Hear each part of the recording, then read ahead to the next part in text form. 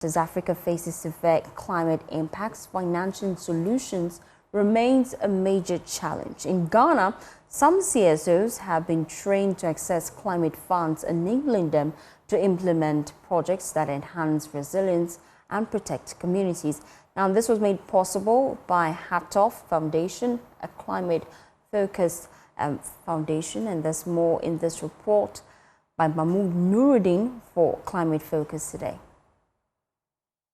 Africa is one of the most climate-vulnerable regions globally, experiencing a faster rise in surface temperatures than the global average, alongside more unpredictable weather patterns. According to the World Meteorological Organization's 2022 report, these events have caused significant loss of life and billions of dollars in economic damages. The IPCC in 2022 said a large portion of the population in sub-Saharan Africa works in climate-sensitive sectors like agriculture, making them even more susceptible to the impacts of climate change. Professor Nana Ama-Kloche is a lead author contributing to the IPCC SIF assessment report. We already have the impact of climate change that is huge on Africa and many vulnerable communities, especially in Africa.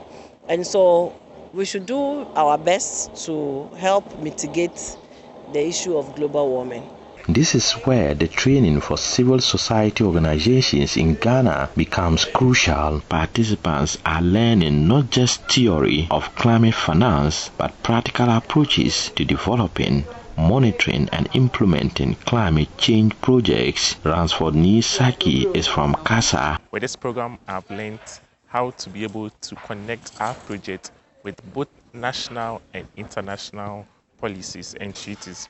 Another participant, Paulina, who is also from RAIN, shares her experience. I know different funding organizations have their own criteria. So if you are able to know, especially with the GCF, we are able to know their criteria, how we can go about it, then we'll be able to target any proposal that we write towards them so that we'll be able to get funding to support our projects. Samuel Duche is the Chief Executive Officer of Hatoff Foundation.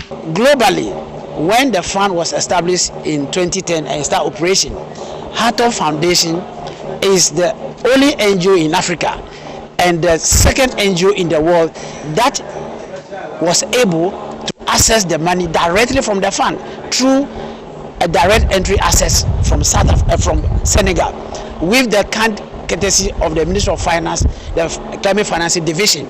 So we want to translate that capacity. We want to diffuse that knowledge to other CSOs so that collectively we can also even support the government of Ghana, because it is not just easy for even national institutions to access the money. The project, funded by over $442,900 grant from the Green Climate Fund, supports the implementation of Ghana's nationally determined contributions (NDCs) under the Paris Agreement. A report by Mahmoud Nuruddin. Climate Focus is brought to you by Joy News in partnership with Youth Bridge Foundation, bridging gaps for positive youth development, and the Climate Development Knowledge Network.